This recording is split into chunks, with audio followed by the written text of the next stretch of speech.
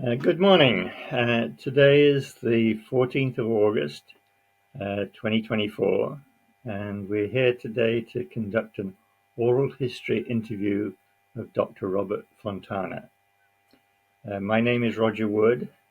Bob Fontana and I were colleagues at IBM in San Jose. We both worked on hard disk drive technology, although there was not a lot of overlap on the topics that we worked on.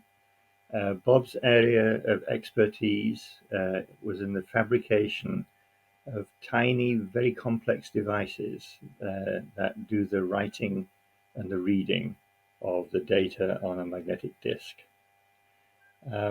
Before we proceed, I'd like to just highlight some of the many prestigious awards that Bob has received through the year, because he's probably far too modest to mention them. Bob is a fellow of the IEEE. In 2000, he received the IEEE Cledo Brunetti Award, which is basically for miniaturization of electronic devices. He's also a member of the National Academy of Engineering. He was IEEE Magnetic Society Distinguished Lecturer in 2005, and he received also in 2005 the IEEE Magnetic Society Achievement Award, which is the highest award that the Magnetic Society offers. And then in 2017, he was finally recognized with an award from the IEEE Magnetic Society, the Distinguished Service Award, for all the contributions he made to the professional societies. Bob is the author of 140 plus US patents and over 60 publications in scientific journals. And there's a Wikipedia article with all the references to that work. So first of all, Bob, I'm going to ask you for your kind of family background, where you grew up, and Fontana sounds like Italian heritage. So tell me all about that. Yes, it is Italian heritage. Both my grandparents came over from Italy around the turn of the century, around 1900. My father's side settled in New York City, and my mother's side settled in Schenectady, New York. A little bit of a background: I'm an Air Force brat. My father was a retired colonel in the United States Air Force. I was, as a consequence, when I went to school, I was born in Champaign, Illinois, when my father was finishing his Ph.D. at University of Illinois. I had first grade and kindergarten in Albuquerque, New Mexico, next to Sandia Air Force Base. And I had second through fourth grade in Falls Church, Virginia, next to the Pentagon. And I had fifth through eighth grade in Marlow Heights, Maryland, next to Andrews Air Force Base, and finished high school in Dayton, Ohio, next to Wright-Patterson Air Force Base. So I moved around quite a bit, as did my father. And then finally I landed at MIT in 1965 and spent 10 years there with my bachelor's, master's, and Ph.D. in electrical engineering. What professions were your parents? My father was an electrical engineer. In fact, he was, I think, the second or third Ph.D. at the University of Illinois in electrical engineering at that time frame. That was like 1945. My father got his bachelor's degree in electrical engineering, New York University in 1939, and then became a 90-day wonder and a lieutenant in the Army Air Corps. And his field was radar at that point because he was an electrical engineer. They sent him to England to learn about radar from the British, and from there he just proceeded. And then after the war, he opted to be educated by the Air Force and had a good career in the Air Force. Needless to say, that's sort of the background as to why I got interested in science or engineering. I was just going to ask that. So it's your father's influence, Yeah, basically. absolutely. Yeah. That's Mhm. nice. Yeah. And Bob, why MIT? I'm not I'm not really sure why. I mean, I guess my comment was it seemed to be, remember, it's an odd statement. I went to high school in Dayton, Ohio, which was a quote backwater environment for science and engineering at that time. It was the home of National Cash Register, but I just picked it as a good university where I wanted to do some science or engineering, and I looked at Rensselaer Polytechnic and Illinois and Ohio State as well. But I just said, let's go for the, let's shoot for the best to see what happens. And And yeah, you did your bachelor's, master's, and a PhD, so you must have enjoyed it. I wouldn't say I enjoyed it. I think it is a huge pressure cooker, is how I would describe it. But yeah, you learn to deal with pressure. I think the real issue at MIT was really discovering what you wanted to do, and I quickly made a decision that I did not want to do junction physics. In other words, in electrical engineering, you learned about holes and electrons, and I said this is not it. And I had some good courses which were essentially like the what do you say, the device properties of materials, parentheses, not silicon, close parentheses. And it was some very good undergraduate course that I took from Professor Epstein, who later became my thesis advisor for all three of my degrees. And in there, you just talked about the other part of sort of the transport equations. In other words, that you could move charge with temperature gradients, as an example. And so it was just a very interesting perspective where you could look at acoustic waves, oscillators, or you could look at microwave isolators or issues. And so that's what I think really excited me. And then fortuitously, I took a course in my third year, which was how to build integrated circuits in a lab. And that got me into sort of processing. Interestingly enough, that was the only B I got at MIT. It was sort of in that particular lab, but it turned out to be very useful for my master's and PhD thesis, where I was able to essentially build some structures to demonstrate what I was working with. So I think in general, it was sort of a fortuitous issue of just finding a niche that I enjoyed that was not junction physics. You got to put into perspective in 1970, 60, 68, 69, 70, everything was PN junctions. And then there was this new device called an MOS transistor that just came on board. And little did we realize that that would be really the future.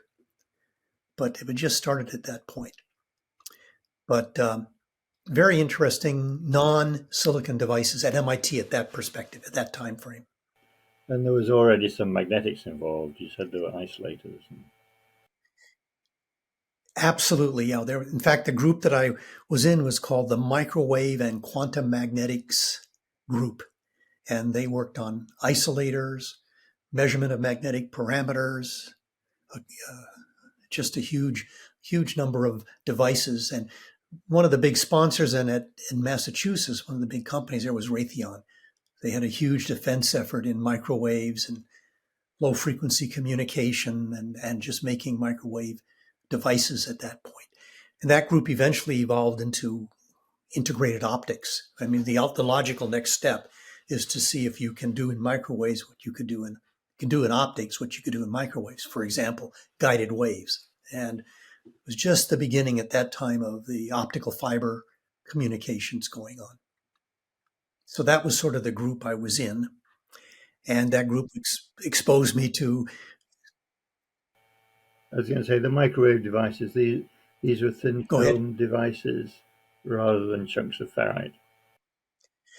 So, some of them were thin film devices, and for example, that group worked in what was called magnetic bubbles. That was my master's thesis, was to work with a magnetic thin film that was doped with silicon to essentially see if you could make it resistive to be able to nucleate bubbles at a lower current. In other words, use that resistive heating to help the switching. Uh, that worked great, except that the bubbles bubble mobility died completely. But it afforded me the opportunity to grow the films, to build the electrodes, to do the measurements, and to essentially do the whole the whole gamut essentially. So that's sort of what at least my thesis work allowed me to do. Yeah. And I assume the scale at this point was many microns. Oh yes, I think at this time it was thousands of microns. I think my the diodes I built were probably around 2 or 3 millimeters in diameter, and the electrodes ultimately that I built were on the order of a millimeter in length or space. I'm So highlighting this because your whole career has really been scaling things down and miniaturization. yeah, it's really chasing Moore's law, or chasing essentially the ability to make features smaller, but making sure the physics allows the device to work. So it's really it's I've had a fortunate career in that I've been able to chase Moore's law for 40 years, probably 4 or 5 orders of magnitude, and that opportunity only comes down on once in a once in a lifetime, or once in a century, because today people are struggling to go from 5 nanometers to 2 nanometers or something like that. I mean, you're just running into ultimate limits. So yeah, that's how I would characterize my career. Staying with magnetic bubbles, you joined Mhm. TI to work on bubbles. How did that come about? Well, I think what happened was there were two other graduate students that went to TI from our three, actually three who went, two that went from TI, from MIT to TI, and all in magnetic bubbles. Now that was sort of the 1975 timeframe. Magnetic bubbles was a really, quote, hot, exciting project where you could actually make, how should I say it, 64K memories, kilobit memories. And at that time, the DRAM was probably struggling at about 1 kilobit at that point. And it was very exciting too because it was visually exciting. In magnetic bubbles, you could use polarized microscopy to actually see the bubbles, i.e., the bits, move when you slowed everything down. And this was really a phenomenal technology. So it was an obvious topic of interest in the magnetics and quantum magnetics group. And the two graduate students that preceded me went to TI to work on magnetic bubbles. And in both cases, they had worked on magnetic materials or a variation of optical materials in magnetic environments. And so to me, I mean, it was just kind of an interesting phenomenon. And I can remember there was an IBM scientist, Andy Etchenfelder, who came to MIT to give a talk because there was a magnetism and magnetic materials conference in Boston. And he gave the talk and he pulled out the tape with the VCR, the movie at that time, and he showed these bubbles moving. And I said, this I understand. I mean, in other words, holes in electrons you couldn't see move, but you could see these move. So it was essentially a very interesting device structure. You had domains, you moved these things around, you detected them with a magnetoresistive sensor, and it was quite interesting at that time. Very exciting. I think in retrospect, it wasn't scalable, but at that point in time, we didn't appreciate that because people didn't even believe that DRAM could be scalable. I mean, this was the early time, but it was just a fascinating ground, and you could do so much there. And so that's how I got really into magnetics. And then my magnetics work kind of went into sort of an optical integrated optics approach, and was able to use the skills in magnetic materials to grow optical materials and essentially propagate waveguides, propagate light through thin films. And these films were electro-optic. So if you put an electrode on the material, you could change the index, and then you could essentially modulate the light beam. But I didn't like optics that much, and I went back to magnetics. I went to TI to do magnetics. So, how did you find the industry after being in academia for so long? And how did you find Say that? that again. How did you find the But industry, and how is Dallas? I found it at time. Well, since I had moved around so much as a child, moving to Dallas was no difficulty. In fact, I found it kind of refreshing as opposed to the environment in Boston, which was very high pressure, very high stress. In fact, I often found the environment at TI. I remember I was still single at this point, so I found the environment at TI to be very straightforward and not as stressful as MIT, where you always had the specter of, is this thesis going to work? Can I write the thesis? Will it be good? How do I get out? Or things along those lines.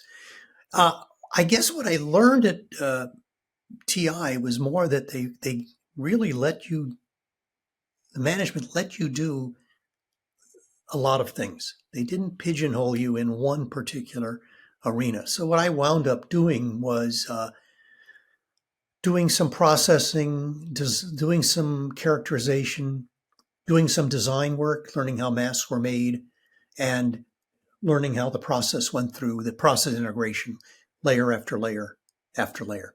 But primarily, I was sort of like the chief mask designer, layout person, and we just worked on new materials and new. When I first got there, there was 100 kilobit bubble product, and then there was a 256 kilobit bubble product, and few people this was like the late 1970s. Few people realized these were, quote, money-making products for TI. In fact, they put the 256K bubble memory into a TI typewriter, which was rather novel at the time. Again, 1978, 79. And then we had an Air Force contract on a 1 megabit memory, which we made. And I think at that time, and I have to give TI management credit, back in like 81, they decided to essentially stop the bubble program. In other words, they were kind of recognizing sort of issues of scalability, cost. See, the trouble was in bubbles, you needed to apply a constant rotating field. So it's a wire wound. You put the chip in essentially a set of solenoid coils that would create a rotating field. And I think it boiled down to simply maybe my first confrontation in technology with something called scaling. It seemed as you made the bubble smaller, you needed more field and more current. So this package was getting warmer and warmer. And now to the Air Force, they were perfectly happy with a structure like that. They were interested in non-volatility and radiation hard memories. So they were perfectly happy. But I think from TI's perspective, and they are a business, you've got to make money to continue this work. So it was probably my first realization that the whole point of why you have the freedom to work in industry is because industry has to ultimately make some money or worry about the future. So they were one of the first companies to leave magnetic bubbles and or exit magnetic bubbles. I think Rockwell, IBM, and TI were probably the major players at that time. There were some secondary players like Honeywell and other people, and I think even a subsidiary of Intel was actually in there at that time. But at least to me, the learning process was, if you're in a technology, it better be able to scale, and the company better be able to make money. That's sort of the issue. And is that what prompted your move then to Almaden Research? Well, I think at that point, I was heavily involved in processing at that point, or making the 1 megabit memory, and we were in the process of trying to transfer that to more of a manufacturing line. Our manufacturing line was building the 256 kilobit products, and I think at that point I said I really like magnetics. The other option was that I could have become involved in the building of DRAM and microprocessors. I think at that time TI had something called a TMS 4000 microprocessor. And at that point, a company named, I think it was MasTec, was building a 16 kilobit DRAM. So they were catching up to Bubbles very quickly, and it looked like they had. So TI was interested in that approach. I think ultimately the impact is that I really wanted to continue in magnetics. I had established some professional relationships with colleagues at IBM through the various conferences I had gone to, and I think what occurred was Monday morning you walk into the office and there's an announcement that TI has decided to exit Bubbles. That announcement was at 8 o'clock, and at something like around 10 o'clock my time, I had called from IBM to see if I'd be interested in working in magnetics. So it went from there, from that standpoint. So essentially, yeah, I think the transition was more that I wanted to stay in magnetics. Was there a particular name at IBM at that time? Oh, I got the call from a Dr. Ta Lin Hsu, and he was he was a third line manager in research in a group related to magnetic storage. And one subset of that magnetic storage was people who would be working on new transducers or read write heads. And so that's ultimately, but I had seen Ta Lin many times at conferences. And then there was another person there, a fellow colleague researcher named John Best, who I knew. And he also, I think, gave me a call at that point. John Best eventually became, I think, lab director for Almaden Research, and then chief technology officer for Hitachi Global Systems when IBM sold their hard disk drive effort.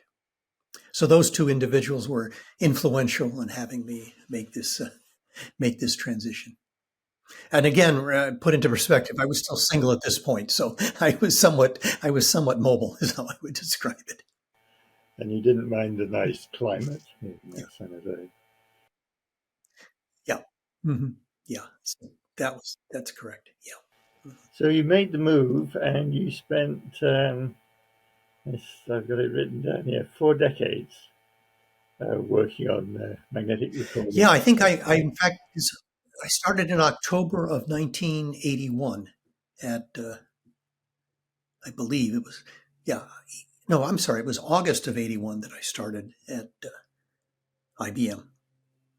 And the career was, go ahead. I was going to say you spent a long productive period at IBM, and then Yeah. Hitachi Mhm. GST Yeah. when IBM sold that division, and then back at IBM. Yeah. And you have some charts that might be helpful to the audience. Yeah, let me see if I can show one chart that would probably describe the career from my perspective, which is chasing Moore's law. Let me see if I can do this. Yeah, I think this slide here is really just an attempt to show you what I was up to, and I call it chasing Moore's law. And Moore's law is really sort of this minimum feature law, and that's shown in red. And that's really what the semiconductor industry was doing during this time. And if you look at what I did at MIT, I was building features that were like 3 millimeters to 1 millimeter. And then I made that big jump to TI. And TI was a semiconductor company. So they were right on Moore's law. And we worked on bubbles there. And, all of a sudden the minimum feature went from 1,000 microns down to essentially 5 microns, and eventually finished up, around 1.5 to 2 microns. And then I made the jump to IBM, and we were working on thin film heads. And you notice that the minimum feature jumped up, and that's because the film heads at that time didn't need or couldn't support smaller areal density or smaller dimensions, but it also showed that we had a lot of room to improve. And that career at IBM and ultimately Hitachi Global Storage Technology took me down to about 200 nanometers, somewhere in that range. And that's sort of in this region here. And in 2007, I decided to move back to IBM and essentially did tape. And you can see there's another jump up. And that's because, again, tape was supporting a different set of areal densities. And then we just proceeded down that curve. So in essence, what I was doing in my career was just building features that were driven by the ability of Moore's law to build smaller and smaller structures. And in each case, I worked on different types of transducers or device or memory devices that could essentially improve the ability to store bits of data. And I think what's really amazing, and people probably don't recognize this, but when you reduce the minimum feature by 2 orders of magnitude, you're essentially increasing the bit density close to 4 orders of magnitude, just using a simple square rule from that standpoint. And I think I tried to show here that when I joined IBM in 1981, the bit density was about 10 megabits per inch squared. The feature was 10 microns. And when I left HDD, the bit density was about 400 gigabits, a factor of 40, and the feature was 0.2. So really a phenomenal increase in density and a phenomenal increase in minimum feature structure. And this is really what I call chasing Moore's law. And you should recognize that the same thing occurred in semiconductor industry, where they were building probably, 10 to 20 kilobit RAM, DRAM in this time frame. They were down here building, almost gigabyte DRAM. And that's the beauty of this. And then, when I jumped into tape, what happened was the bit density went up. The bit density went down, the features went up. But again, we were able to drive down. And really what my work was in tape was to really try to migrate the technology here in HDD over to tape. And that's what we did here. And we were able to move to the different types of technologies or structures that were important. So really, in retrospect, it was a lot of fun, quote unquote, in the sense of moving down this curve. Now, I'm just talking about the processing, and you have to give credit to the people who did the materials work and who did the design work and the other items that were so, I would say, critical. Because what happened in this time frame was, all these technologies were worrying about scaling. Where is the future? Will this technology scale?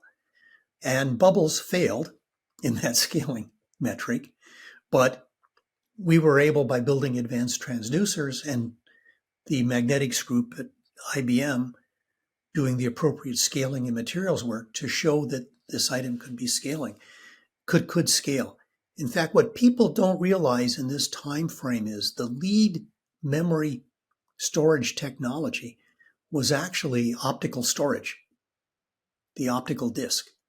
And they ultimately ran into a fundamental problem of scaling, which was the wavelength of light isn't going to change. And you could only get so small with the commercially available lasers. When I look at this curve, what I really think of, no pun intended, is around 1984 in this time frame. 1984 was kind of pivotal for the IC industry. For the first time, they were manufacturing devices with 1 micron widths, or equal line and spaces, and they had commercially produced the 1 megabit DRAM. So it was really a very significant, critical point. And I think at that point, people knew that semiconductor could scale. And at around that same point in this time frame, we had built we, meaning the IBM team, had built devices that supported, 10 or 20 or 30 or 100 megabits per inch squared. And we were building devices that could support a gigabit per inch squared, sort of the same type of metric. And so in this time frame, I would say the mid 80s, is when scaling really solidified these two memory technologies. Now, granted, Moore, based on 3 data points back in the 60s, said that essentially semiconductor technology would scale at 20 to 40% per year. But this is the real proof here. And these points are really points meant to mention manufactured devices, not necessarily a device in a laboratory. So that's sort of really my career is one of processing device structures that are small, getting smaller, and integrating processes into manufacturing and working with the materials and the magnetics people to essentially make devices that are manufacturable. So that's really the snapshot of my work there. And this doesn't really show, Bob, the fact that the technology changed quite dramatically. There's several steps there, from inductive heads all the way through tunnel-junction heads. So tell us a little bit about that. Oh, absolutely. In fact, sure, I think that's a good segue to this slide here. When I joined IBM, we had a transducer that would read and write data. And it was really what we would call an 8-turn inductive head. It's really nothing more than a permanent magnet. It's nothing more than an electromagnet. When you energize these coils, which are in a spiral, you create a field which writes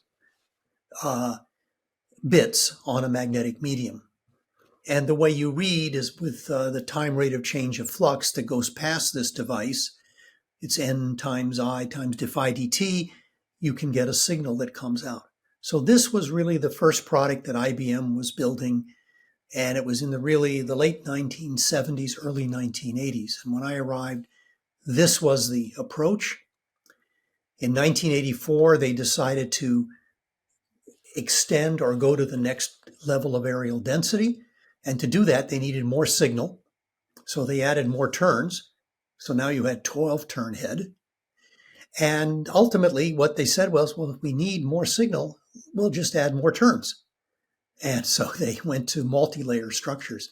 The problem with a device like this is it was huge topography and really extremely difficult to build. And also, you were getting to conditions where the resistance was getting too high, the inductance was getting too high, that these devices couldn't really respond. But there were still products in the 90s that built this. So when I arrived in 1981, people proposed, well, why don't we separate the read and the write? Let the electromagnet, if you want, do what it's good at, which is essentially providing a field to switch the magnetization in the disk. And let's put what we call a read element below this head to essentially build the MR device.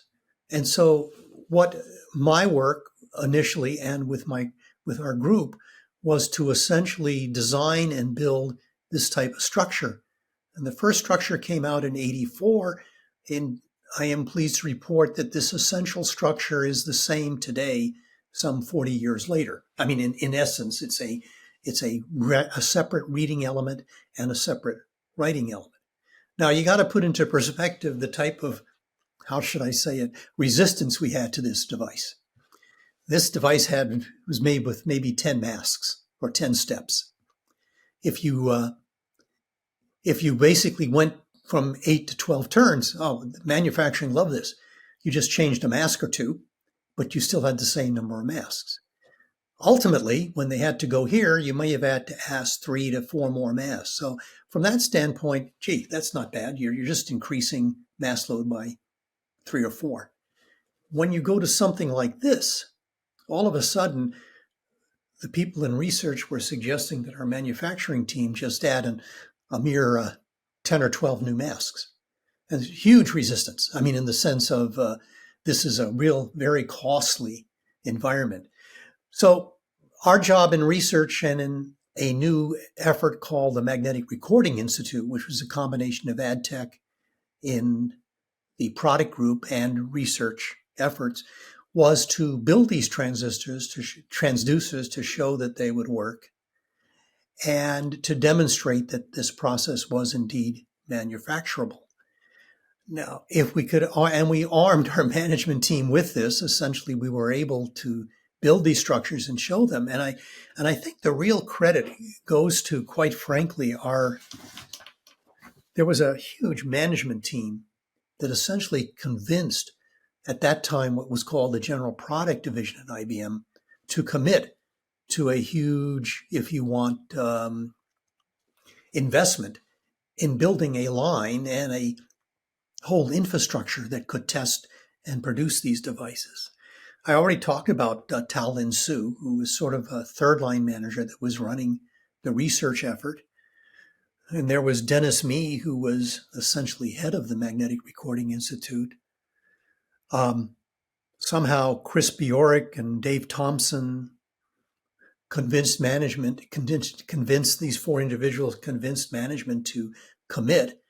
And what my job was, and my group's job was to essentially build these transducers, provide them to our test teams and our test teams, and ultimately provide them to the General Products Division test teams to show real, true proof of concept.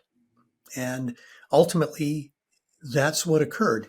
And, my work or our group's work here, my group, I say my group, the group that worked on this, we had some really good people. I mean, I know in particular, Mohammed Krunby, Ko Chen-ju, Ching Tsang, Kent Howard. These are materials, magnetics design, mass design, testing. And we were just a very small group at that time that was essentially showing feasibility. And then the real issue came is that finally, when we built a few of them, I can vividly remember my manager calling me in and saying, okay, now we have to have the General Products Division build it. So I interacted with a Bob Schwenker, who had a companion group to mine that was building at that point these 8 and 12 turn right heads for new generations. And we turned over the process to them. So it was my first experience in process transfer. And essentially, that's what occurred. When that happened and their yield was in the 80 percentile range, they basically started believing. So that was really, if you want, the first key issue of showing that this transducer, number one, would work, but number two was manufacturable or transferable.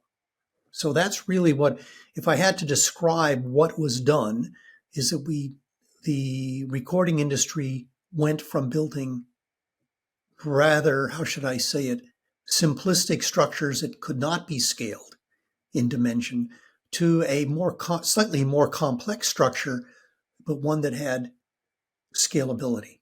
And so that's really what occurred. And again, I think the emphasis would be is that that's the structure that I'm showing to you there is essentially a structure that is being built today, some 30 or 40 years later. Of course, with much more, how should I say it, complexity, addition of new mass or whatever, but fundamentally, it's the same basic structure. So that, Roger, is really what occurred in the 80s, the late 80s and early 90s. Ultimately, in around 90, we built a structure that would support 1 gigabit per inch squared. And that was kind of the fundamental piece of information that General Products Division needed to understand that this device could indeed be scalable. You understand, we're talking about a factor of 20 or 30 more than what the current products were in density. So that really, quite frankly, cemented the magnetic recording industry. It allowed IBM to concentrate on, I'll say this, abandoned optical memory and to concentrate essentially on this type of MR structure. And so in the mid to early 90s, the MR became pervasive in the IBM product line. So that's what occurred there. I remember very clearly 1 gigabit per square inch demos. And I think Ching Tsang typically would give the That's right. presentations, and it involved Ching gave a phenomenal presentation. right. Yeah, that was wonderful. Yeah, yeah, So this is an AMR head, as they call it, but we went that's on right. to make Yeah. GMR heads and tunnel junctions. Right, exactly. So what happened was after around 1990, we thought the job was done. And I think I'm going to just show one more slide and that should do it. And is essentially what we ultimately discovered was, and that's shown here, is that I classify it as the things we didn't realize when we processed our first MR heads. The first thing we weren't quite aware of was scaling. And it was very interesting. There was a scientist research staff member in Yorktown called Robert Denard, and he did really phenomenal work on showing that DRAM could be scaled as long as you could scale dimensional and material properties appropriately. So it outlined what the material had to do, what type of dielectric constant that you need in the storage medium to store charge or whatever. And it really showed that you could go to the densities of interest. The second thing, similarly, what happened in the 80s, where there were researchers at IBM, I remember in particular Irene Beardsley and Mason Williams, who started developing roadmaps for scaling and essentially said, well, I'll paraphrase it. Mason said, well, Bob, if you can build a guy to be 1 micron wide and make the gap 200 or 300 nanometers, then we can do this. And by the way, so this was sort of a roadmap as to where we had to do it. Now, at the same time, we didn't know at that time how small is what I like to say. We built the first sensors, and they were about 30 nanometers thick. Today, 40 years later, these sensors have active material that's probably in the 2 nanometer range. And the other thing is we didn't know how small we could make transducers in the width meant. We started out at 10 microns, and today in current products, we're probably at somewhere between 30 and 50 nanometers. Now, put into perspective today, IC circuitry is at 10 nanometers, something like that. But then what really happened was that there were these new types of sensors, to get back to your question, Roger, on could this process adapt to new types of materials? Because in scaling, the whole point was you needed to essentially have a sensor that could give you a larger change in resistance with a field or a magnetic field that goes by.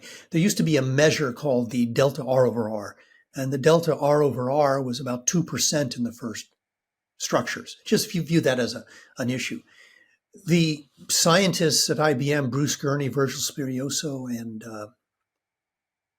Stuart Parkin, came up with what's called a giant magnetoresistive sensor. And, from my perspective, it just simply added a lot more layers that I had to worry about to process and make sure it didn't corrode. And this one maybe gave you delta R over R's in the order of 10 or 12%. I'm just rough numbers. And then finally, people came up with what was called a tunnel valve sensor. And needless to say, the materials people were very good at adding new materials. And so you had a very multi-layered structure. And we were actually able to build this structure. So it turns out fortuitously that the design we had was extendable to these different types of geometries. I think the material scientists at IBM had always been the bane of my existence, because it seemed to me that whenever they added a new material, it always had to have cobalt, manganese, and magnesium.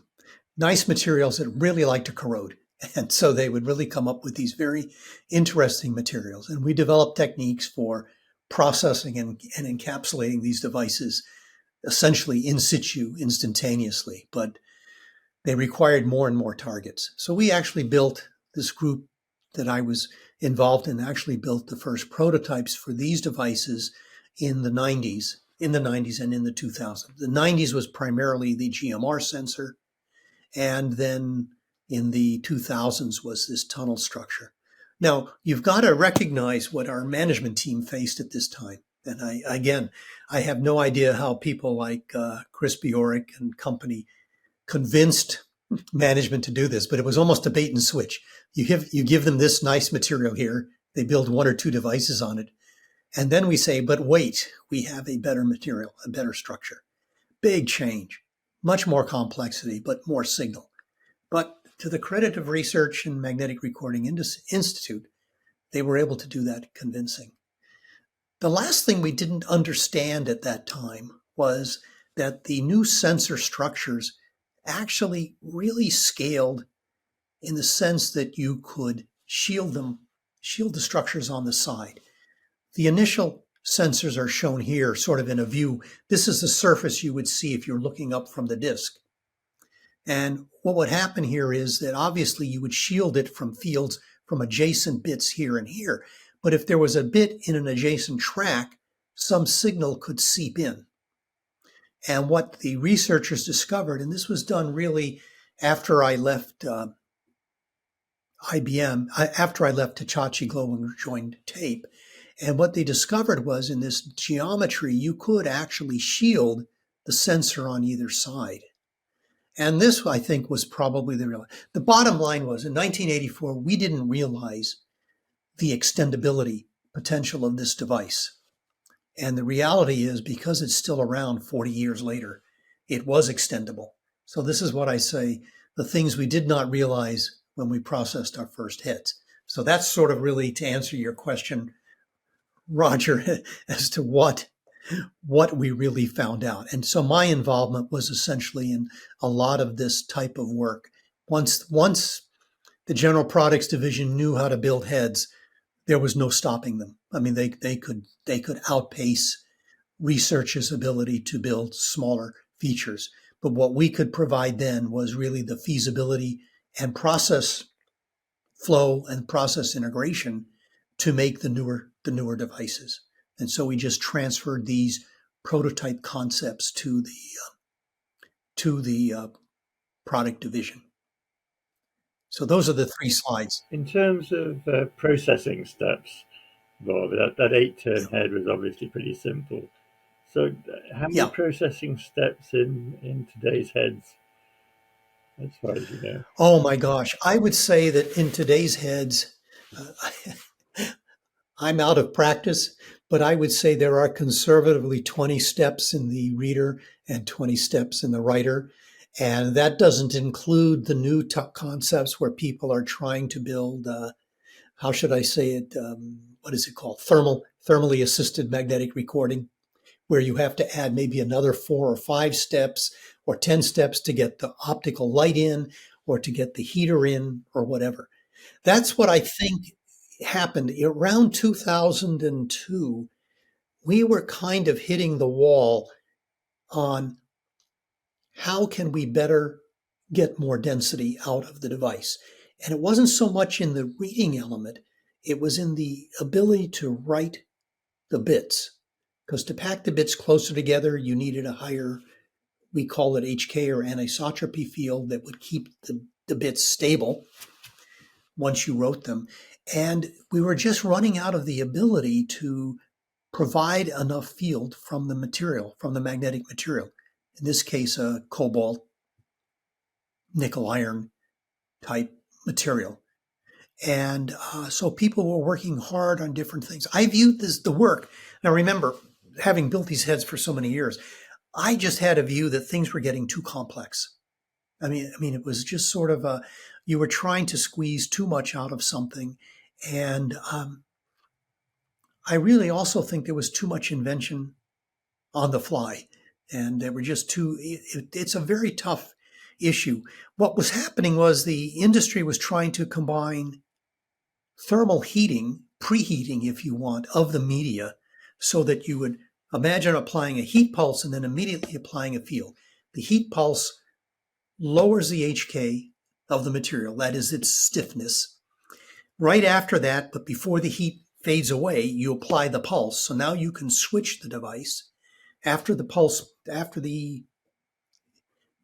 after the disk moves far away from that, essentially the high moment material, the HK or the magnet, freezes because essentially the temperature rises. But I view it this way, that my view has been that to begin with, the magnetic Wright process is a divergent process. The field tends to diverge or move out. It's hard to confine. Then you also add a thermal issue, which also tends to diverge. And to me, at least, it was just seemed like it was a difficult approach. But remember, this industry is based on the ability to increase areal density. So if you're trying to make dollars and cents for the company, you have to figure out a way of showing or increasing the bit content in the disk drive that you sell. There are other ways to do that. You can put more disks in there. I mean, today I think they build, I'm guessing that today they probably build 2 to 4 billion film heads a year. And it's a big business. But, and my other guess is that a head costs about 50 cents. So really, it's not very much money. It's $500 million worth of heads in comparison to a semiconductor industry, which builds probably $500 billion worth of chips or something like that. But yeah, I mean, from my standpoint, we were running down this in 2002. We were kind of hitting the end where we had to do what I would call very incremental and careful engineering. And what I noticed was the heads were becoming larger. I mean, were becoming more complex. And I'm not sure if you were getting the bang for the buck at that point.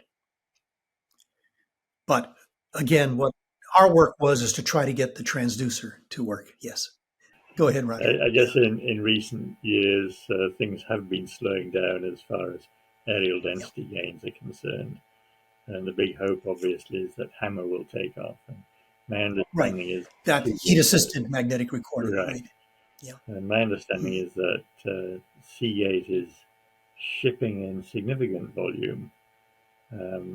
It's still not their primary product by any means, but they are churning out drives which apparently work. So it's quite a transformation. As you say, it's a great increase in complexity. A lot more things have to work and have to work properly. No, you asked me a question about how many masks. You can imagine what's happening when you have to go to heat-assisted magnetic recording. There is quite a bit of increase in the masks, in the mask number and the complexity. But again, as I told you, a head costs 50 cents, 50 or 60 cents. If you add 5 masks to that, it's going to become 65 cents. Some bean counter will obviously figure out what that cost is. You have to come up with the extra $100 million in equipment to build the device, but it is there. One of the things I was guilty of is that, when we built these heads, they had to work the first or second time when we built them. So I was notorious for, when in doubt, adding extra masks. I mean, that was just in other words, if you didn't understand what was going to happen in a process, do it more methodically and add an extra mask or two to make sure that things work out right. And that had 2 benefits from my standpoint. One benefit for me was the device came out good and it worked well. The other benefit was that when you transferred it to manufacturing, the manufacturing engineers could get credit in essentially reducing the mass number. And that was useful from that standpoint. It helped in technology transfer, quite frankly. In other words, the manufacturing team had ownership as well and would change and modify the process. But we were measured on different things. Mine was measured on making sure the thing works, and they were measured on making it efficiently. So it's been a fun environment over these last few years. There's a point you might explain to me, Bob. There's a distinction, obviously, between the number of masks and the number of process steps. It's not a one-to-one relationship. Yeah, I guess it would be something like this. Think about it this way. If you are doing a mask, the process step would be something like this. First of all, you would coat the wafer with photoresist. Then you would take the mask, shine light through it, and expose the resist. That's step number 2. Step number 3 would be that you would develop the resist. In other words, you would remove the resist wherever the light had been exposed, leaving patterns. Step number 4, let's take the case where you wanted to deposit a metal. So there would be a deposition step. So that's step number 4. Step number 5 is you would want to, let's say, remove the metal by dissolving the resist.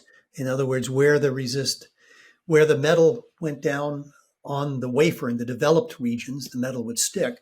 But if it were on the resist, it would float away if you dissolved it. So that might be step number 5. And step number 6 might be to inspect. Step number 7 might be to measure the line widths. And step number 9 might be to do a clean.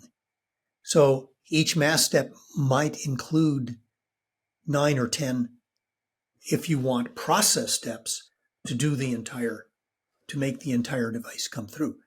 So you might have in a 10 mask step process, you might have conservatively 100 or 150 process steps. And I'm really grossly, simplifying this. There's a huge number of steps just to go through there. So when you go to the deposition step, all of a sudden in the deposition step, you can open up more steps as well. Put the material in, put the device in, sputter etch it, or clean it, set the target thicknesses, deposit, remove. So it's a huge structure. And all of this is obviously computerized. The wafers have barcodes on them. Everything is pretty straightforward and automated. But it's not uncommon, I would say, for a film head to have on the order of 700, 800 steps. And my guess is that it takes on the order of a month to get a device through, something like that. There's something called raw cycle time. That's if you had just one wafer running through the line, continuous. That's one way of measuring the efficiency of a device, of a process. And then there's a reality that you want to load the line so that you can process, a couple hundred wafers a day or whatever the number is. IC companies can deposit 1,500 wafers a day. I was going to ask, how does the complexity compare with the silicon wafer?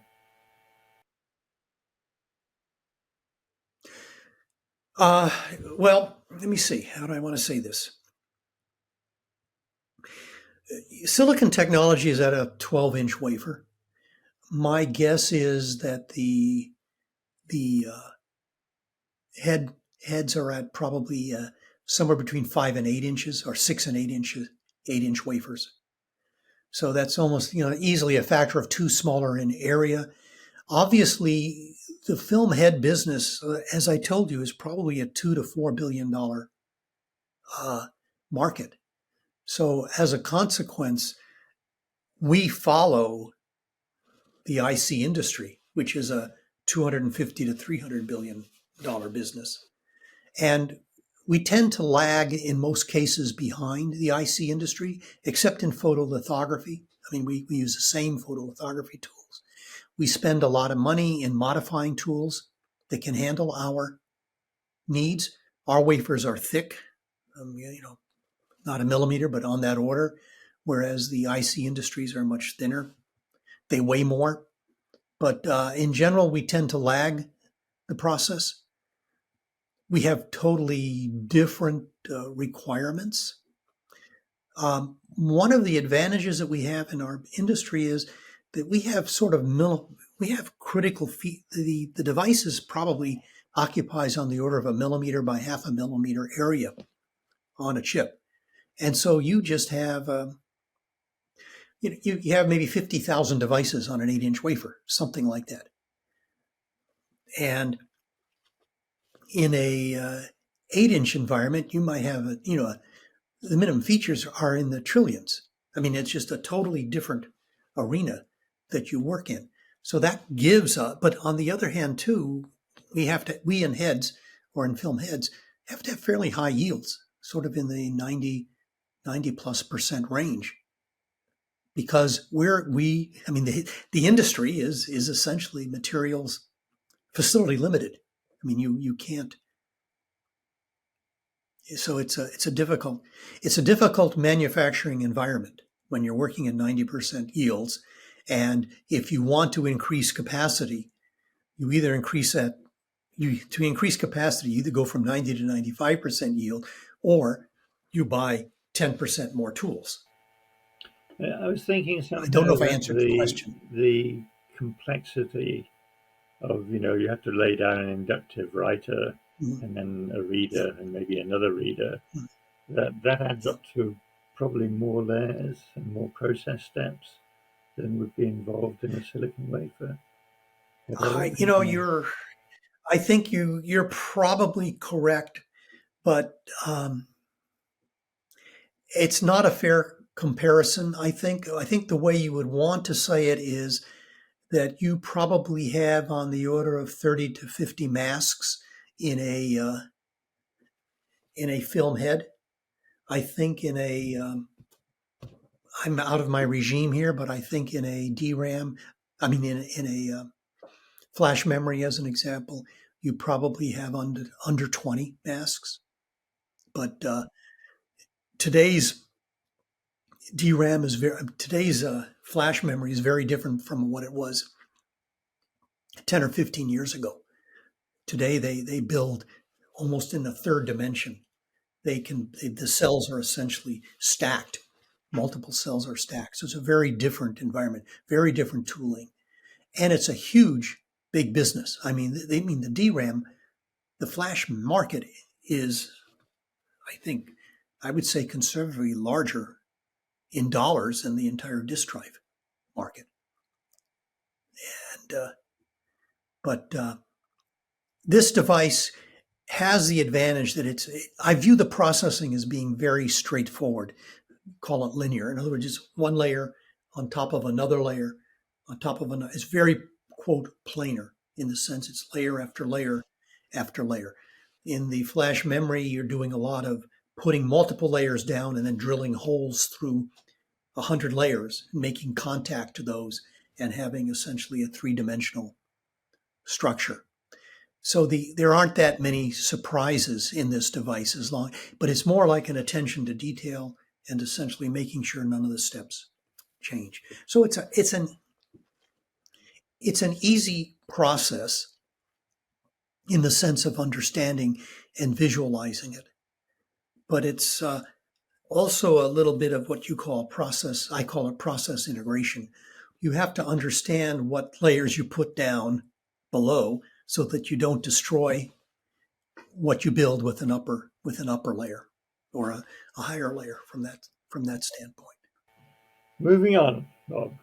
In Yeah. 2003, the disk drive division at IBM was sold to Hitachi. Yes. How did that Right. affect you? Exactly. I was pretty invested in IBM, so to be very honest with you, the prospect of working for a Japanese company was not really my goal, is how I would describe it. And I think at that time, uh, two things were going on. We were just in the process of exploring that last technology, which was called tunnel valve. That is to say, a more complex but much higher output signal device. And so what I wound up doing was two things. I continued to work on developing and transferring processes or device structures that showed the workings of tunnel valve. And the other thing that happened, which was an interesting opportunity for me, was that when you move to this new company, the first thing they needed was a thin film line that could build these heads. And so essentially what I did was I actually designed and built sort of a thin film processing facility for heads that could be used in a research and advanced magnetic recording effort.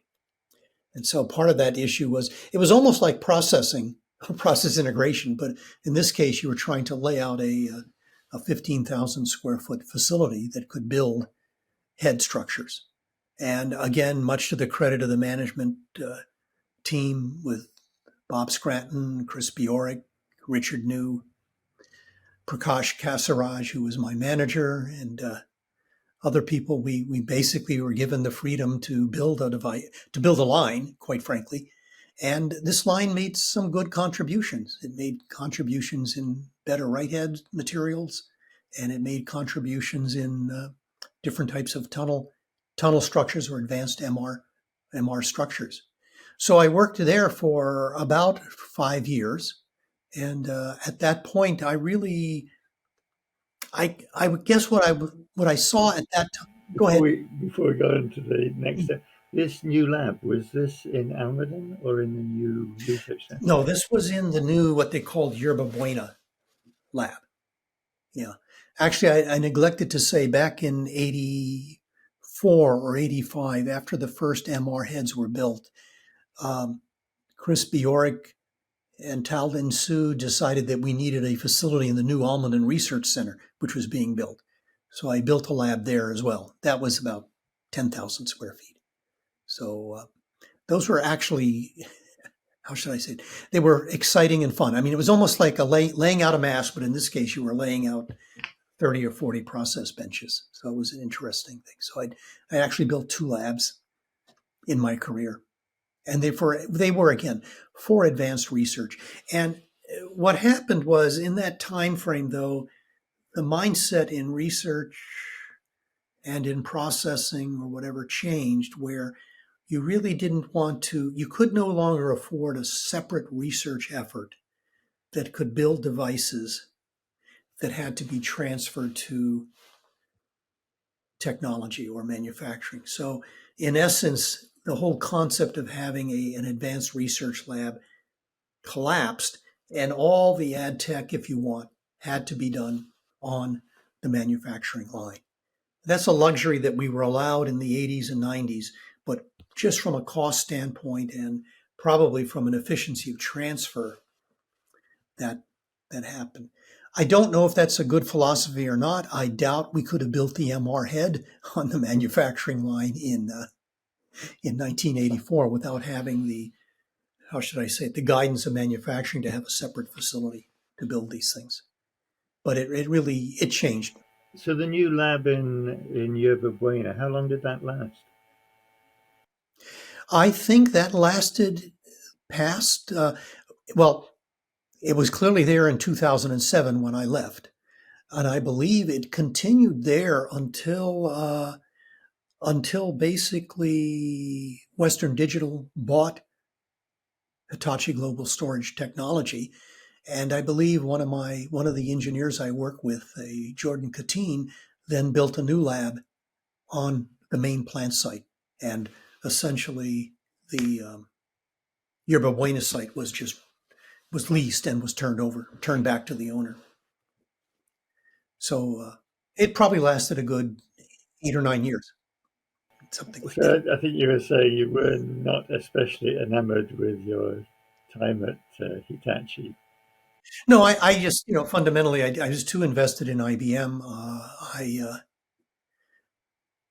and it just from my perception, the the purchase by the Japanese company was a case where I think IBM had more expertise than the Japanese company did at that point in time. And so there was obviously some friction or issues on where to go. Now, granted, the Japanese companies had pushed perpendicular magnetic recording, issues like that. But from the standpoint of building device structures and transducers, they were lagging from that perspective. But as my one manager told me, he who has the gold makes the rules, and essentially you just work that way. And it was hard, I think, for everyone in the. I particularly didn't like their management style of what they call it, 2 managers in a box or something like that. In other words, they would assign a Japanese manager and the existing IBM manager in the same position. But that's just in my perspective a case for failure from that standpoint. But that was about it. I didn't enjoy it. But what I did enjoy, I think, at that time frame was just that we were building a lab. We were making progress on tunnel. tunnel structures, and we were just beginning to dabble in heat-assisted magnetic recording.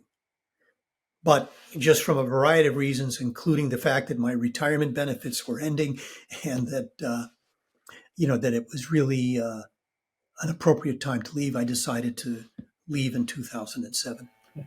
So technically, you actually retired at that point. I think I retired. Yes, I did retire. Yes, exactly. Actually, technically, in 2002, I retired from IBM, and then in 2007, there was enough. I could essentially accumulate enough to retire from Hitachi. You didn't stay retired very long. What was You that? didn't stay Oh retired no, very I long. was there for about. I stayed there. I think I was retired for about 6 months, and then this opportunity in IBM with the tape head occurred, and there was Gary Decod was the manager there, and they were looking for someone who could help them maybe on transitioning to more advanced tape structures, and someone who had it's interesting when IBM sold the hard disk drive business to Hitachi, they retained the tape business, and they had an agreement with Hitachi that Hitachi would continue to build tape heads for IBM. And so when I came there, uh, IBM was just beginning to build what are called GMR heads into tape heads, and that had been done in hard disk drives 10 years earlier. So basically, the tape head lagged the HDD head by easily 10 years in technology. But it could afford to do that because they were at least 10 years or a factor of 10 back in what I would call density. So what was very interesting, what my work was, is to try to transfer the technology in HDD heads over to tape heads. And again, as I said, in 2007, the first GMRs were just coming out in tape environment. And so obviously the next thing to work on was to consider getting the tunnel valve head into the right into the tape head, the tunnel valve transducer. And we worked on that. Gary Decod, there was a Bob Biscaborn, many other people who worked on essentially doing that. And I think about 4 years ago, before I retired, I retired from IBM Tape in 2021. And right before that, the first tunnel valve products were being shipped.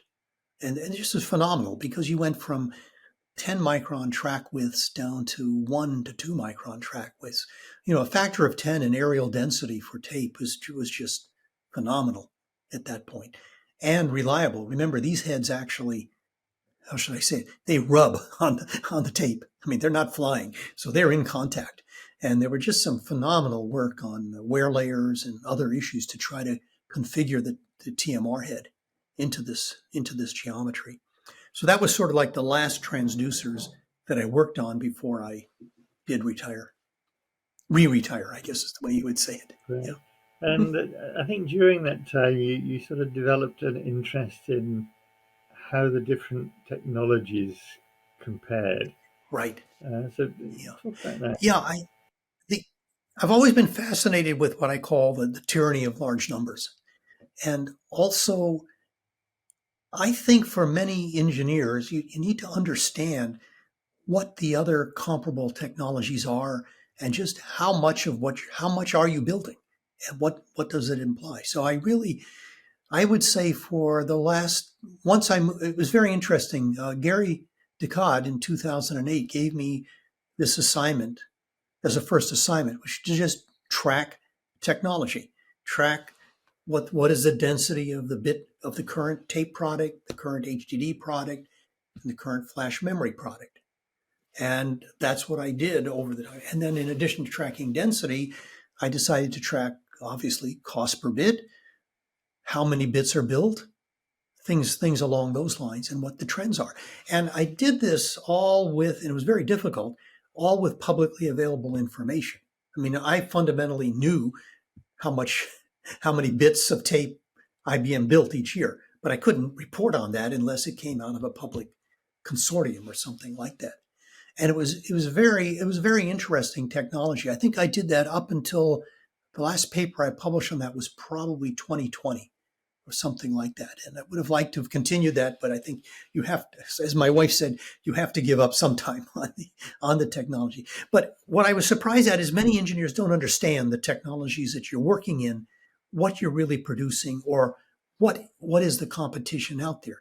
I I would see so many papers and discussions where there was one that bothered me tremendously. It said something like this. Let's see if I can do it right now. It said NAND and flash memory is the new HDD. HDD is the new tape, and tape is dead. In other words, they're just saying that essentially everything would move to flash, and that really isn't the correct thing. People need to understand what each technology is for and what it does. And ultimately, people in data centers make decisions based on making sure they have a good supply or whatever. But I enjoyed that very much. And it was one of the few things I could publish because it was all public domain. I couldn't talk about how do you put a tape head? How do you put a tape? How do you put a tunnel valve in a tape head? I couldn't write that paper, is what I'm trying to say. But I could essentially do the other. I seem to remember Steve Hetzler as a co-author on a couple of the papers. Yes. Yeah. What happened was we, Steve and I, well, in 2002, Steve and I were collaborating before when we were both all with IBM, and we were collaborating more or less on what does the future look like. And at that point, Flash was saying, HD is dead. We can make more bits than they can. And so Steve and I just did a study on sort of minimum features and where technologies would go and what the future might be. And one of the amazing things that we discovered, which wasn't so amazing, is that how would I put it this way? There were not enough IC companies or IC front ends or lines in the world to build enough flash to supplant HDD. I think that was a really good data point. In other words, you'd have, and since I forget the numbers, but back then, I mean, a front end cost, a silicon processing line cost $2, $3, $4 billion. So if you wanted to invest and buy 60 new plants at $500 billion, sure, you could build enough flash memory to replace things. So I mean, I think we looked at that scenario and just commented that storage is differentiated. People buy storage not to replace. People don't necessarily want to fill the whole world with flash memory, or DRAM or whatever they want. There's a hierarchy, and they all serve purposes. I mean, we like to say tape is a write once, read never memory, but I mean the issue is the data's there, and so there is a market, but it's a smaller market. It may be, I can't remember the numbers now, but it's like 1/10 or 1/20th the number of bits that are built in HDD. And I think what people didn't go I ahead. was going to say, probably not in one of your written papers, but I remember probably in a presentation, you're quoting square miles per year of That's right. tape Yeah, and yeah, disk and silicon. yeah, yeah. It's just interesting to work those numbers out, and it just gives you a better perspective, I feel, of the technology. And I really feel it's things that engineers, processing people, designers, everyone should really understand. It's the environment that you're working in and the amazing accomplishments you do when you build. If you build 50 million hard drives or 100 million hard drives, there's a lot of material that goes into that, and it's amazing. So I mean it's the realities of what you're working with, and it's the realities of cost. You know, Very good. So you eventually retired once again, yes. and we'll come back Mhm. to that in a minute. But I wanted to sort of backtrack a little bit and talk about all the work you've done with the professional societies, for which you Yeah, received a major award. So how did you get yeah. involved in that? Who were the culprits? Well, I guess I was fascinated. It's interesting. I was fascinated with the conference environment for the magnetics, and so I think I had a my manager at TI. There was a David Bullock, and he was involved in a program committee for MMM, and he asked me, "Would you like to be a editor or for the conference?" And it sort of started by editor. Really, what that meant was you collected the papers, you ordered the papers, you made sure they were all reviewed properly, and then you gave them back to the publication chair. In other words, Dave was the publication chair. That started back in the 80s, in the 70s, the late 70s. And then I think I was treasurer of the of an MMM conference in Dallas, Texas, around 78. That's where my work started. And from there, I got involved as being the actual publications chair for a conference, an MMM conference. And I have to thank my wife, Bart. Back then, remember, this was when, how do I want to say it? Everything was put on camera ready sheets back then. In other words, the, the author would type everything, paste it onto these templates. And then I would have these templates, and I remember our entire dining room floor and living room floor was covered with these different structures, and we ordered the text there. And that was a lot of work. Well, obviously, the next step after that was to become publications chair, and then I became involved in the program, being, I think, what was called the Conference Executive Committee of the Magnetic Society. So now I got to select conference locations or make sure they all worked. And then from there, I was asked to be chair of the MMM conference in Atlanta.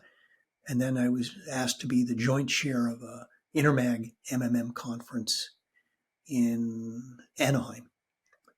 And from there, I was elected president of the Magnetic Society. And when you're elected president of the Magnetic Society, you become the secretary for 2 years, the vice president for 2 years, and then the president for 2 years. So it's like, and then you become past president. So it's an 8-year commitment. And that was pretty good. So I was really invested in that.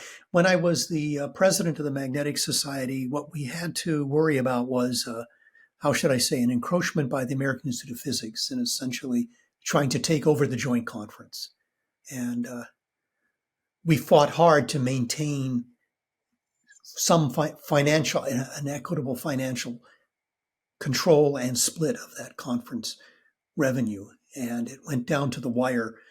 Fortunately, I had the IEEE backing me. And I think that year I spent 1/4 of the IEEE legal budget or something like that, just to work out the arrangements. But that worked out well. After that, the next thing I did was I got a position on the IEEE Fellow Committee, where essentially this is a group of 50 fellows who essentially evaluate the 800 or 900 applications for IEEE Fellow each year, and it's a 2-year commitment. It's a lot of heavy duty work. Each person reviews about 120 applicants, something like that, and rank orders them. There's some odd methodology for how you do this. And after those 2 years, they asked me to be chair of that committee. So I was chair of that committee for 2 years. And that was an interesting experience, mainly because I tried to bring some more relevant order to what was going on. And there was this tremendous conflict between university perspective and industry perspective. And really, the universities have a machine that essentially is able to push nominees through. I mean, and their criteria for excellence is, what is the Google Scholar index say on number of preprints or something like that. So I worked very hard to help with if you want, the industrial perspective, where you might want to look at patents, or you might want to look at some other contributions to consider this. And it equalized out eventually. And that was an interesting environment. So that was really my work in IEEE. But it all started with people like Fred Hagedorn and Dennis Buss and Dennis Mee encouraged me to just get involved. And I must admit, I enjoyed picking out conference sites. It's a lot of work, isn't it? I And know.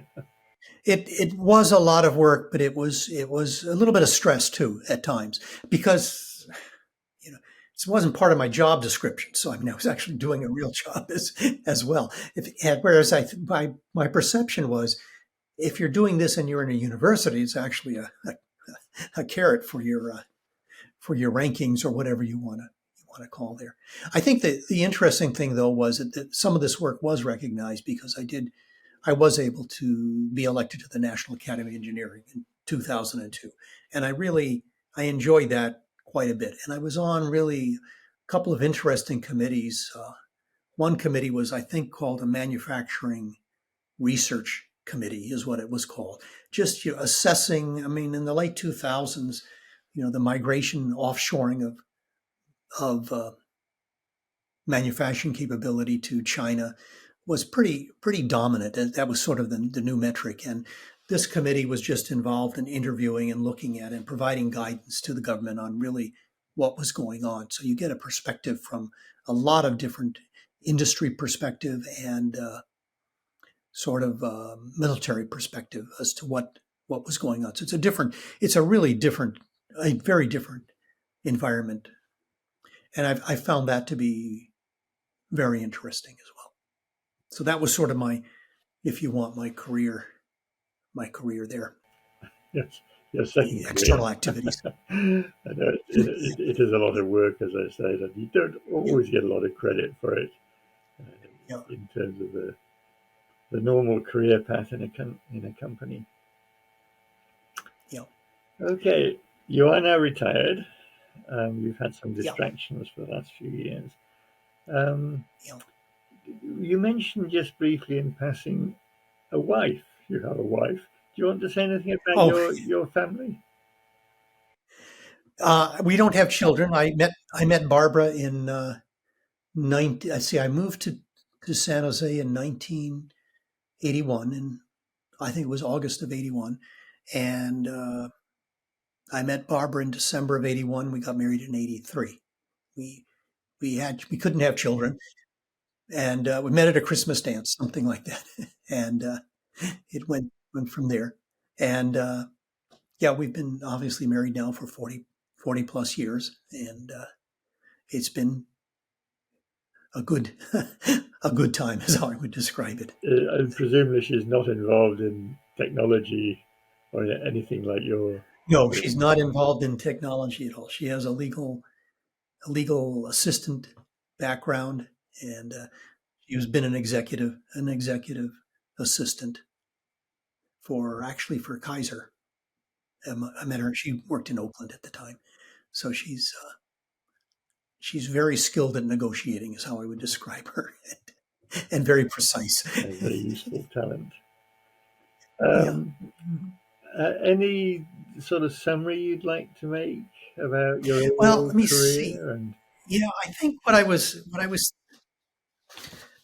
it's sort of like the fact that I had a lot of mentors, and they're really, I think, important to your career. You may not recognize it at the time. I mean, I remember in retrospect, my thesis advisor at MIT, Professor Epstein, was very hard on you, but I mean, you kind of learned that. How do I want to say it?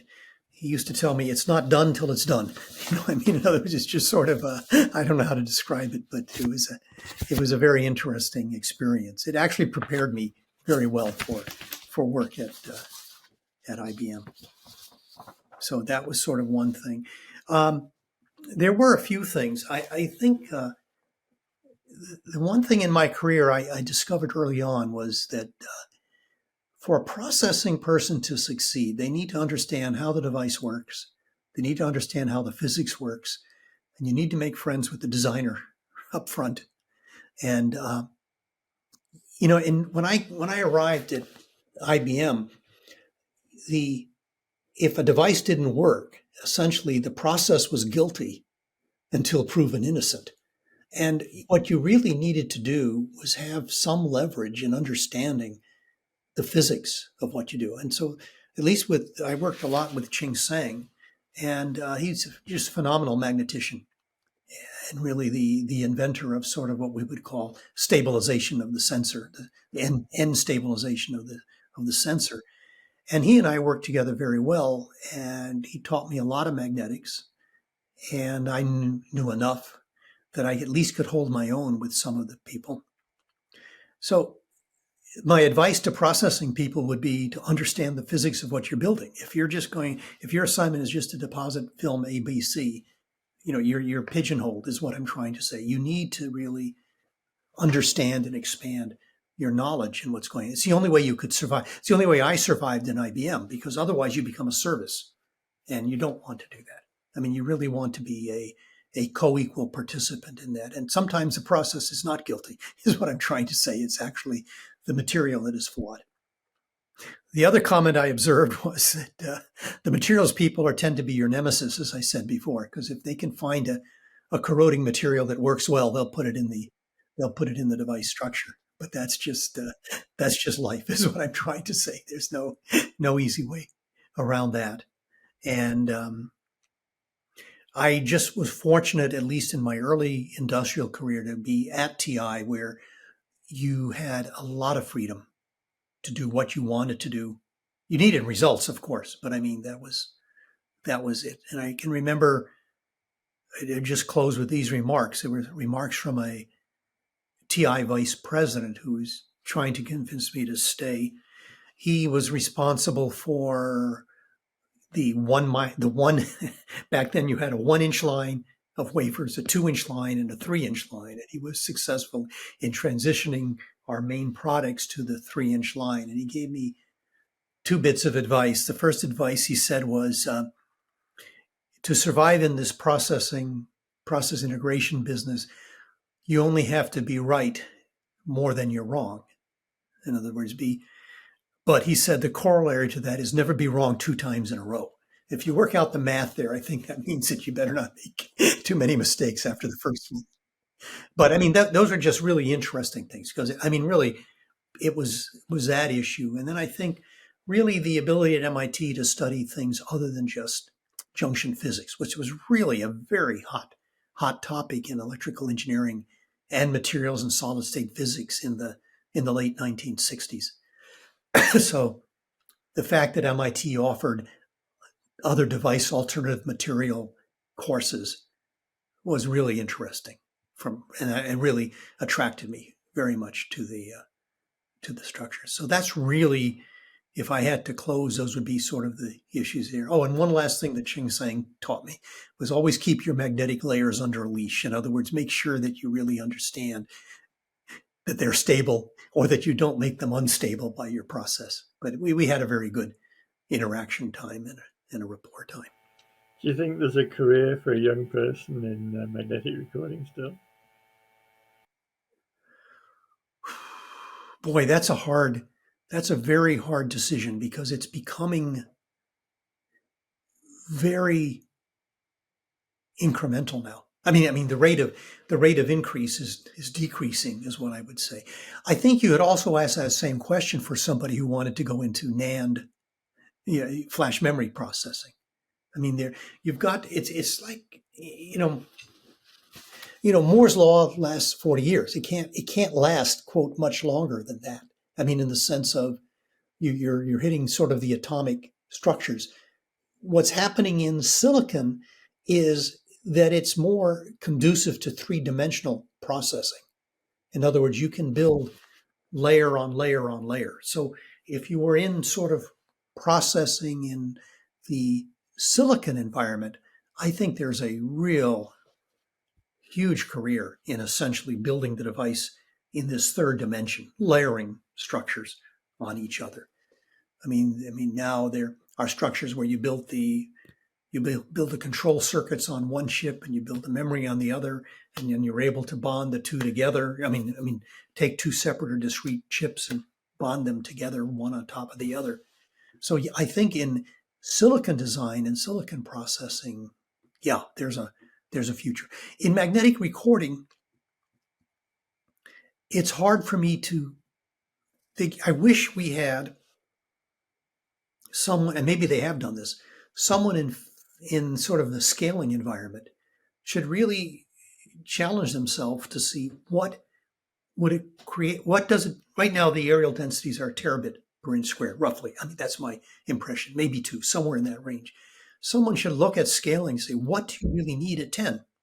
And how would you get there? What magic would you need at 10? Or what will hammer work? Will microwave assisted recording work?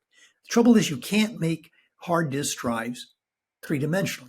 At least people have tried, but you don't have a way of putting two layers of media on the same disk surface to somehow double your density.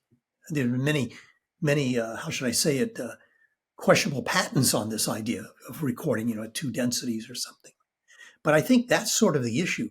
What's keeping silicon technology growing is essentially the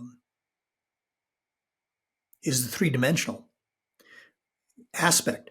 What's keeping tape growing is they still have probably a runway of a factor of 10 before they catch up to HDD. So, I mean, I think they can run. I'm not sure where hard disk drives would go, but I remember IBM used to always have this like 10-year forecast effort that GPD, General Products Division, MRI, and research would contribute to see where the technology would go. But that's what I don't see at this point. Like even we talked about this. There's like the Magnetic Recording Conference as an example, and they've got a topic of 1 terabit or 2 to 4 terabits or whatever. But this 2 to 4 terabits topic has been for probably the last 4 or 5 years. And I just wonder, it would just be nice to see someone do a 10 terabit per inch squared thought process on what material you would need, what type of transducer, what type of spacing would be needed. If you did that, then I would tell you whether or not someone should come into magnetic recording at this point. I don't want to be negative on this technology. This is a phenomenal technology that is enabling just an amazing ability to store information at an extremely inexpensive cost. Right. No, I agree completely with that. There's quite a lot of excitement about Hammer, but again, it's sort of limited by all the usual things.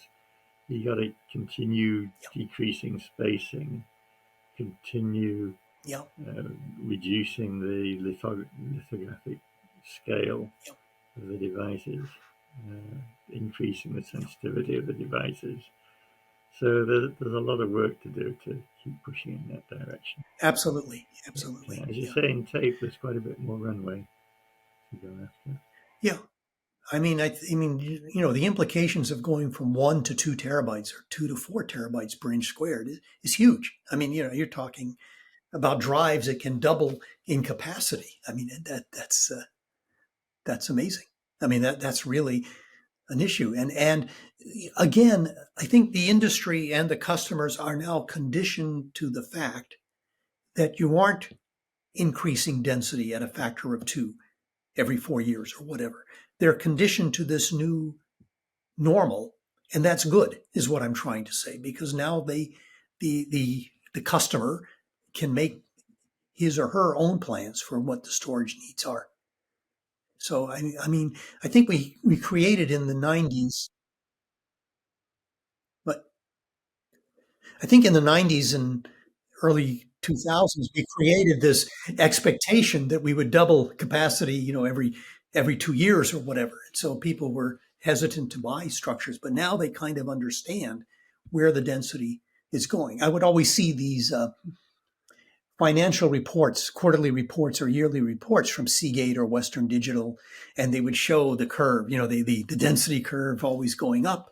And the reality is it's now curving down at a more realizable rate. Because it's still the best and cheapest storage around. For years and years and years, we used a logarithmic scale on the vertical axis. We don't anymore. It's now a linear scale. I can imagine. Yeah, exactly. Exactly. Yeah. Yeah. My advisor told me you can plot anything you can plot a straight line on any logarithmic scale. So just just yeah. Okay. Shall we So bring this to a close, Bob? Is there anything else you'd like to comment on? yeah, let me see if there were anything else. No, I think what I was saying is I hope I've been a mentor in my career to individuals, but there's just a huge number of people in my career that have helped me out. I mean, most recently Gary Decade, who managed the tape effort, and there's been my managers Prakash and Heiner Sussner and Bob Scranton, Chris Bjork, Ta Lin Hsu. These people were just amazing. And I think most important was probably that core group of individuals when we built the first MR head together with Ko-Chen Zhu, Ching Tsang, Otto Vogeli, Kent Howard, Mohammed Krunby. I mean, this was, at the time as I said, we didn't know what we didn't know. So we were able to build the structure. And again, I think the message is that the IBM management created an environment where we could do this. And it was very radical at the time. I mean, extremely radical, but it was it was essentially management, first of all, allowed us to do it. And secondly, management sold it to the general products division. So it's a really testament, I think, to the IBM management structure and their ability to, quite frankly, look to the future. And I was just fortunate enough to take the ride on lithography. You've mentioned quite a number of names that are well known throughout the industry, but your name, Bob, as well, is also very well known and very well respected for the work Okay, you've done thank you. in the industry and also the work you've done with the professional societies. And so Okay, that should be acknowledged too. So I'd like okay, to thank you very much for conducting this interview. okay. And I think with that, we'll close. Thank you very much, Bob. Okay, it's been my pleasure and very enjoyable to recall these memories of the last 40 plus years. Okay. Very satisfying. Thank you very much, Roger.